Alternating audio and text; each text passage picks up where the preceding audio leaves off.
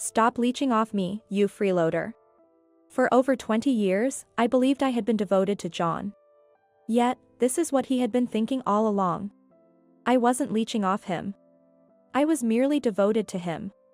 Despite feeling this way, I found myself at a loss for words. As I felt my strength draining away, John continued. Now that Michael is working, you have no reason to rely on me, right? But... Shut up. I don't want to hear your excuses. John raised his voice. Oh, it's no use. My feelings didn't get through. Just when I thought that, I felt something snap inside me.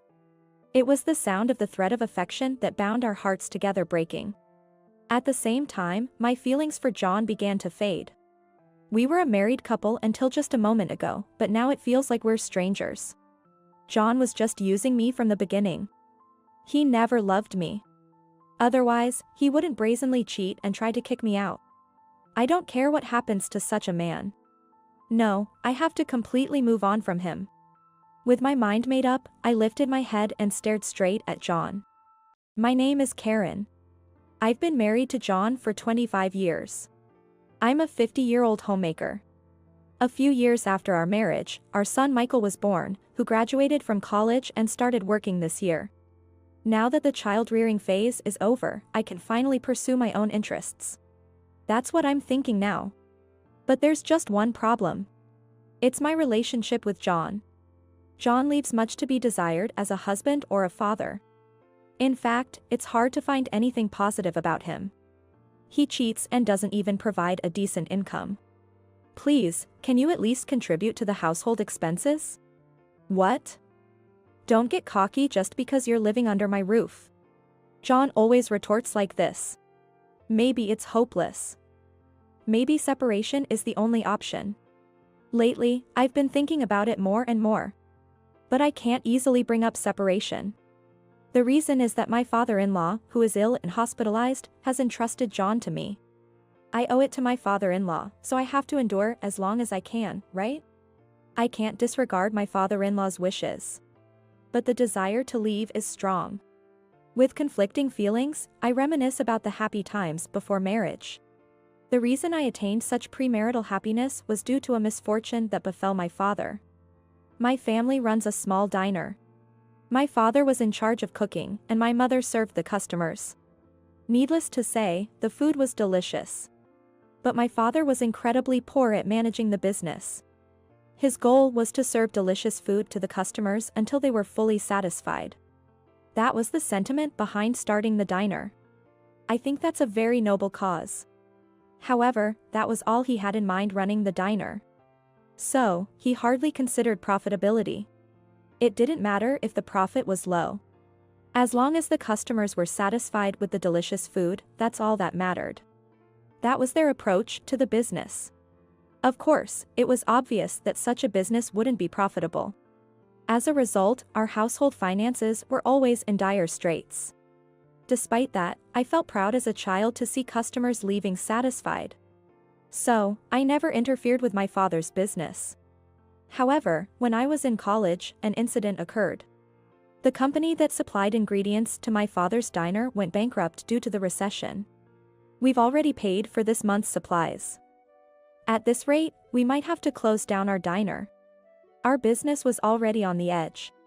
We didn't have any extra funds to spare. Seeing my parents so downcast made me anxious too. But as a college student, there wasn't much I could do. Moreover, we didn't expect the bankrupt company to be able to refund us. The only option left for us was to close down the diner. That's when a regular customer said, "Close the diner? But your food is so delicious. That would be such a waste. But the company that supplied us has gone bankrupt, and now we're going to be in debt too. Then, I'll give you some personal support. Use it to get your diner back on its feet." The regular customer lent my father the money on the spot. "We really appreciate this. We'll make sure to pay you back. Don't worry about the money. Just make sure you keep serving delicious meals." After saying that, the man quickly left the diner. Later on, my father started dealing with another food wholesale company. It was apparently a major company, and the cost of ingredients was cheaper than before. Fortunate as we were, our family diner managed to avoid bankruptcy. About a year later, I went with my father to return the money to the regular customer. While my father and the man were talking, a young man approached me. "I heard you borrowed money from my dad." Turns out, he was the son of the man who lent us the money. His name was John, and he worked for his father's company. "You're pretty. Want to go out with me sometime?" "Me? With you? Why not?" "Think of it as a way to show your gratitude for the loan." It's true we were saved by the loan, but my father had properly thanked him. I didn't feel obligated to go that far. But then John whispered to me, "It would be a shame if people started saying the diner's daughter is ungrateful. That's not fair." I couldn't retort. Even if rumors spread, it wouldn't hurt me personally. But it could cause trouble for my father. And what would the diner's customers think? Thinking about this, I couldn't refuse John's invitation. I didn't like it, but I decided to endure it just this once. Thinking so, I went out with John. But to my surprise, it turned out to be more enjoyable than I expected. John was interesting to talk to and knew many fun places. The places he chose to go were all stylish, which I appreciated. My first impression was terrible, but maybe he wasn't such a bad person after all. That was my unlucky break. I was quickly wrapped around John's finger. "It's fun being with you, Karen. I'm having fun too. For the first time, I've thought it wouldn't be so bad to marry someone serious and nice like you." Swept up by such simple words, I started dating John with marriage in mind. After that, John used every trick in the book to win me over. Eventually, a few years later, I found myself married to John. Of course, I had no idea at the beginning that it was all a trap set by John. He was kind, and I felt loved by him. But it was all a lie. As soon as we got married, John showed his true colors. "Here's this month's paycheck. Make it last." I opened the envelope John handed to me. The contents were a payslip. Since the salary was deposited directly into the bank, having just the statement wasn't unusual. What I found odd, though, was that the payslip was handwritten. Nowadays, it's rare to see a handwritten one. But I got married 25 years ago. At a time when computers were just starting to become common among the general public, so a handwritten statement didn't feel out of place.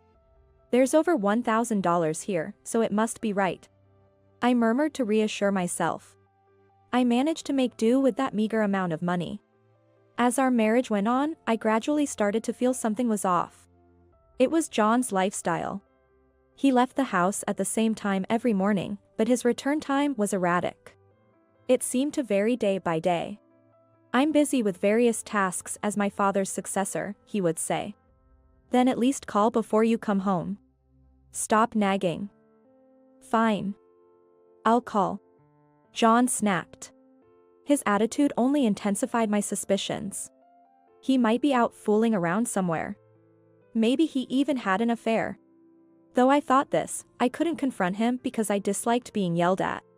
In the end, I remained silent despite my doubts about John's behavior. Eventually, Michael was born. I thought having a child might change things a bit. But John's attitude remained unchanged. Looking back, I think that was when it started. I began to consider divorce, albeit vaguely. And it was around the time Michael entered middle school. I was out shopping for dinner when my mother called. "What, Dad's in the hospital?" It was a call to inform me that my father had been hospitalized. I rushed to the hospital in a panic. "Your mother just made a big fuss on the phone," my father said with a hearty laugh. I was relieved. But at that moment, I remembered something and felt my heart leap. Shoot. I forgot to contact John. By then, it was too late. My cell phone was flooded with missed calls from John.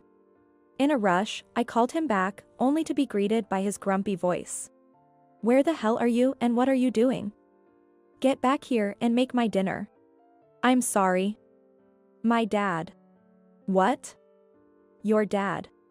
John asked in a harsh tone. I replied in a small voice. "Yes. He was suddenly hospitalized."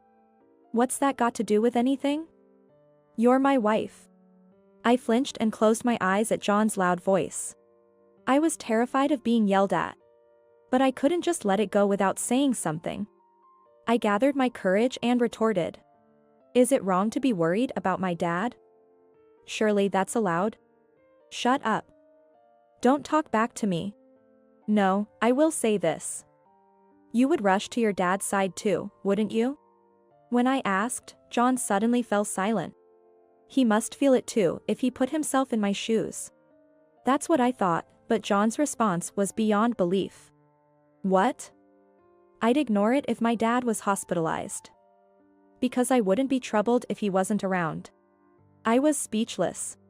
That had to be a lie. Despite thinking that, I couldn't outright deny it. After much hesitation, I found myself telling John. I'm not like you. Sorry, but you'll have to eat out today. That was all I could manage to say. I ended the call almost in a daze. Since that incident, I truly couldn't bring myself to trust John anymore. It was then I realized that the happy times before marriage were all an illusion. Ah, I see. John didn't want a wife, he wanted a housekeeper. Saying it out loud made me sad. But I couldn't just wallow in sorrow. That's right. If I'm considering divorce, I need to start preparing. I began to prepare for a divorce. Years passed. Then my father-in-law was hospitalized. Moreover, his condition was quite severe. He might not be able to leave the hospital.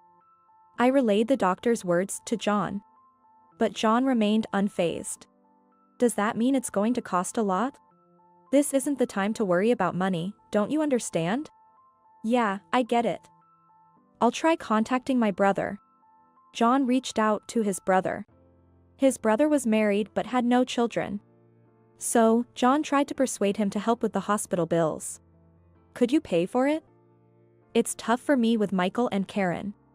He spoke as if it was someone else's problem.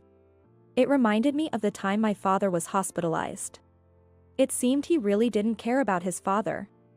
I couldn't stand it anymore. That's enough. I'll figure something out and pay for your father's hospital bills. Don't forget you said that. John yelled. I nodded firmly. Eventually, my statement led to us taking on the burden of the hospital bills. Moreover, my father-in-law resigned from his position as president due to his illness.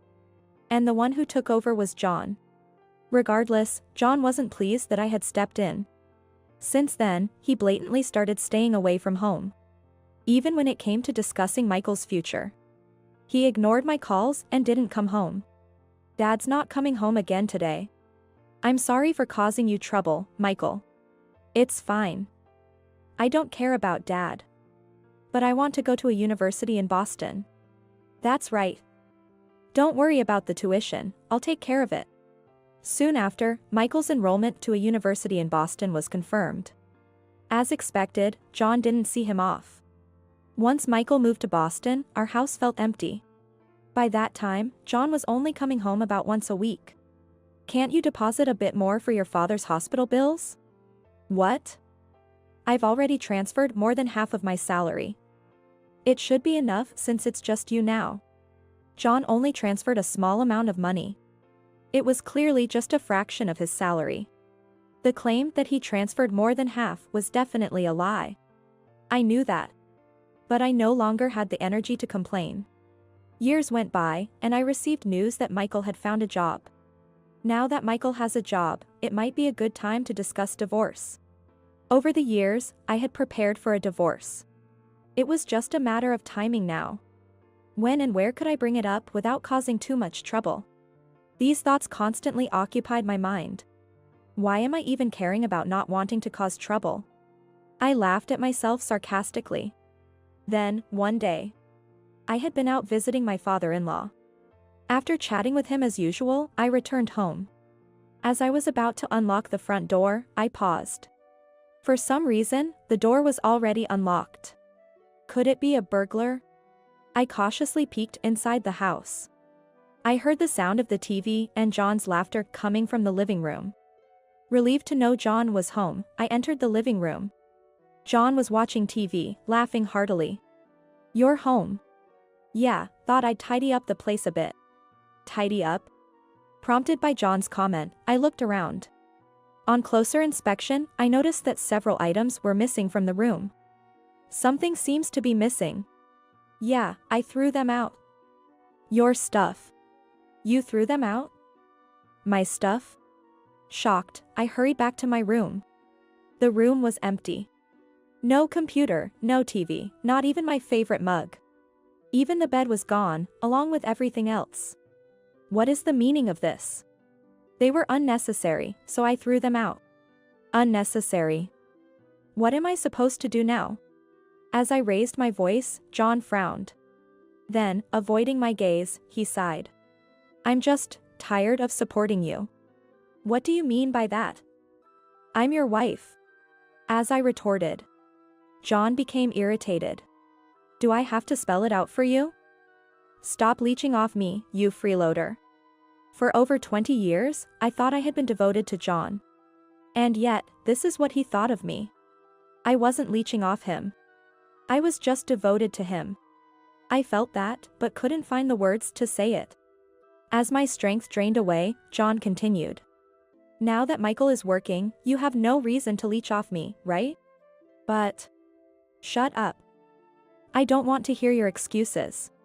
John's voice grew louder. Oh, it's hopeless.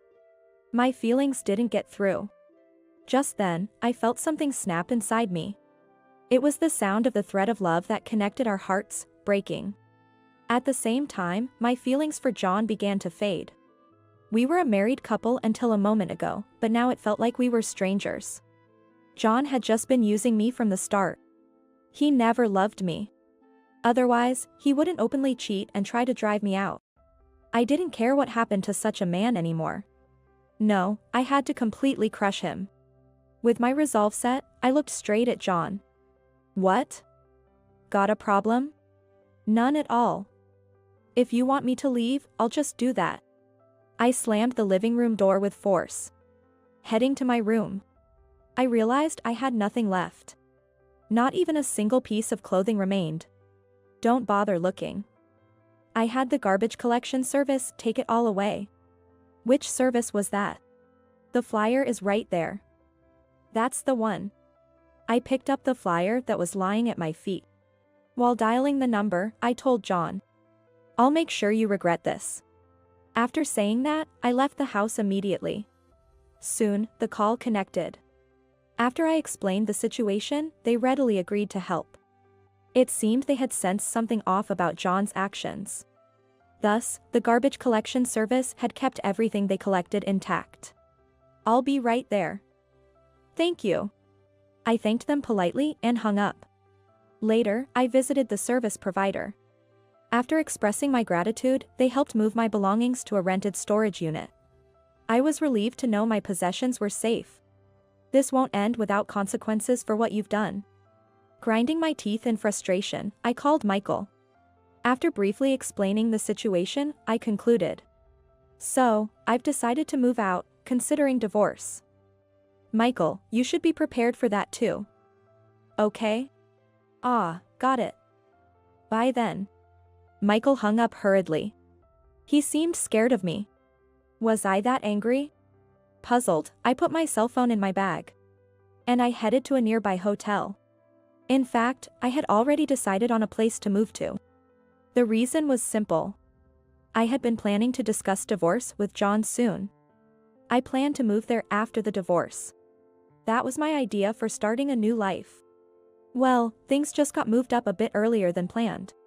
So honestly, I wasn't in trouble. It was just an acceleration of my plans by a couple of weeks. Staying in a hotel for 2 weeks, what a waste. Can't help it, though. But as a housewife, it feels wasteful, a bad habit. Maybe I should bill this hotel stay too? Well, whatever the case, John, you better be ready. Muttering to myself, I started working on the post-divorce plans I had been considering. After living in the hotel for about 10 days, I received a call from John during lunch. As soon as I answered, John raised his voice. Karen. You stole my money. What are you talking about? Don't play dumb. The hospital bill for Dad. The hospital just called saying it needs to be paid. Oh, that? I sighed and responded. You should pay it. It's not my problem anymore since I was kicked out. I've been depositing living expenses for you. You were supposed to pay it from there. Right. But that passbook is with you now, isn't it? I retorted nonchalantly. But there was no money in that account. Knowing that made me smirk uncontrollably. The passbook is here, but it's empty. That's why I'm saying you stole it. I didn't steal anything. Don't lie. Who else could use it? Doesn't he wonder if the amount he transferred was too little? I told him in amazement. It was just too little to begin with. If there's no money for the hospital bill, why don't you use your allowance? My allowance. John started to panic, clearly. It seemed he thought I was unaware. Since the beginning of our marriage, John had been giving me handwritten salary statements. It was to hide the fact that he was skimming a portion of his salary. In other words, the skimmed money was John's allowance. I once asked your father how much your salary was. Well, that is... He looked puzzled but told me. So I knew you were taking money out. When I told him that, John fell silent. Not a word from him. I thought the call might have been dropped due to the long silence, but then John suddenly raised his voice. What's wrong with using the money I earned? It's your fault for using up what I gave you. Yeah. So? I want a divorce. I'll demand alimony. And you have to return the money you spent. At that moment, I grinned. This was exactly what I needed from him. Now John couldn't back out. I replied with a smile. Oh, thank you. I wanted a divorce too. Come over so we can discuss it. No. I mean, you want a divorce, right? I'll be waiting with evidence of your affair. Though I couldn't see him, I imagine John must have gone pale. His voice gave it away. Evidence of an affair? What are you talking about? No use playing dumb.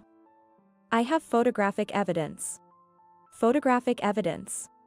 I could almost see John's flustered expression. I struggled to hold back my laughter. I'll give you the address, so let's talk in detail next Sunday. I said, giving him the address of a certain place before abruptly hanging up. I've successfully pushed for divorce. Now, if I could just make him apologize. Actually, that's the trickiest part. I braced myself for what was to come. On the promised Sunday, I arrived at the meeting place before the scheduled time. He should be arriving soon. Looking around, I caught sight of John in the corner of my eye. Over here. I waved and called out to him. At that, John looked up, startled. Here? This place? Yes, didn't I give you the address? But, whose mansion is this? John looked past me. There stood a mansion worth about $1 million. It was much larger than an ordinary house and even had a garden. The mansion was 3 stories high, complete with a basement and a home theater. A luxury car was parked in the built-in garage. Pointing at the mansion, I smiled. This is my house. It's new, so it's pretty nice, right? Your house. That's right. I was planning to live here after the divorce, so I had it built a while back. Yes, I had called him to my newly built house. Naturally, John, who saw me just as a housewife, was utterly astonished. Pushing him from behind, I led him inside the house. I led John into the living room. Let's have our discussion then. This is my lawyer. I introduced my lawyer, Brian, who had been waiting inside. But John was too distracted to pay attention. He appeared nervous, unable to fix his gaze. Seemingly concerned about his surroundings, he kept looking around. He didn't even glance at the evidence photos of his infidelity laid out on the table. He didn't respond when spoken to, and frankly, it didn't feel like a discussion at all. Eventually, John muttered. How did you afford such a house? That's what he's curious about? Despite thinking that, I answered. I just bought it, you know? Lies. A housewife can't afford this. Buying an $1 million house usually requires an annual income of around $150,000. But I do have that kind of income. So I confidently replied. I earn that much. Got a problem with that? No, but how did you? I just helped out at a friend's company, and before I knew it, things turned out this way. I guess. The story goes back a few years. When my father was hospitalized and there were complications, I decided to divorce. From there, I began preparing for the divorce, and the first step was to look for a job. After the divorce, I couldn't live without a job. So, I started looking for work to be able to support myself independently. But good jobs aren't easy to come by. So I consulted my best friend, Samantha. Why don't you help me with my work? What do you do? Land-based aquaculture. Land-based aquaculture involves creating artificial facilities similar to pools and farming within them. Of course, there are disadvantages, but it's also an eco-friendly form of aquaculture that prevents marine pollution. Samantha's father started it, and now she's taking over. So, you worked there? John asked cautiously. Business picked up suddenly after I started helping out. I was mainly involved in negotiations and administrative tasks. Samantha said I was a big help. And I was eventually promoted to an executive position. It was all coincidental, but I believe luck is also a form of skill. Hearing this, John's shoulders slumped. But after a moment of thought, he suddenly perked up. Let's forget the divorce talk. How about we start over? I couldn't believe what I was hearing, but I responded with a cold stare. What? Are you dreaming? Don't sleep talk, I retorted dismissively. No, I'm serious. I really want to start over with you. John pleaded earnestly. But I knew he was just dazzled by my money. So I raised an eyebrow and shot back. I refuse to be with someone who cheats. And someone who neglects their father too. But, about Dad. Enough. You might not know, but I've been the one paying for your father's hospital bills. The money John had given me was truly insignificant. After paying for groceries, utilities, and other miscellaneous expenses, there was never anything left over. Sometimes not even enough to cover everything. That's all he had ever provided. Of course, it was impossible to pay for his father's hospital bills with that. Initially, I managed somehow, but after starting my job, I paid the bills with my salary. And yet, you never listened to me, nor did you visit your father in the hospital. That's because... How could I ever trust someone like that? I raised my voice, and John deflated. Then, my lawyer, Brian, discussed the alimony. John was speechless. And he remained downcast till the end. Eventually, urged by Brian, John agreed with the divorce. The alimony was set at $30,000. Now that the divorce is finalized, you'll be paying for your father's hospital bills from now on. Ah. John nodded, clearly displeased. But at least he didn't argue. I felt relieved. Finally, I sent John away, as if chasing him out. It's finally over. The only regret was that I couldn't get an apology from John. But I had one last move. With that, I was sure John would apologize. Thinking about it made me smile unwittingly. A few days later. On my way back from visiting the company, someone called out to me from behind. Hey. Karen. I turned around to see John standing there. Don't talk to me so familiarly. We're divorced, remember? Shut up. What the hell did you do? John was looking at me with a face red with anger. From his reaction, I realized. Oh, that talks must have happened at the company. So I smiled and teased him. What do you think I did? Don't mess with me. Tell me how you got me fired. John was stamping his feet in frustration. I couldn't help but let out a laugh at his comical state. It's your own fault, isn't it? It's the punishment for having an affair with the office clerk. John's affair was with a clerk from his company. It seems he did whatever he pleased, thinking he was untouchable as the president. Right after the divorce was finalized, I reported the affair to my father-in-law. While he was disappointed about the divorce, he was furious about John's actions. When I showed him the evidence photos of the affair, his anger intensified. Then he said to me, I'm thinking of transferring all my company shares to you, Karen. To me? Wouldn't it be better to give them to John's brother? No, I want to give them to you. Use them to remove John from the presidency. That was his proposition.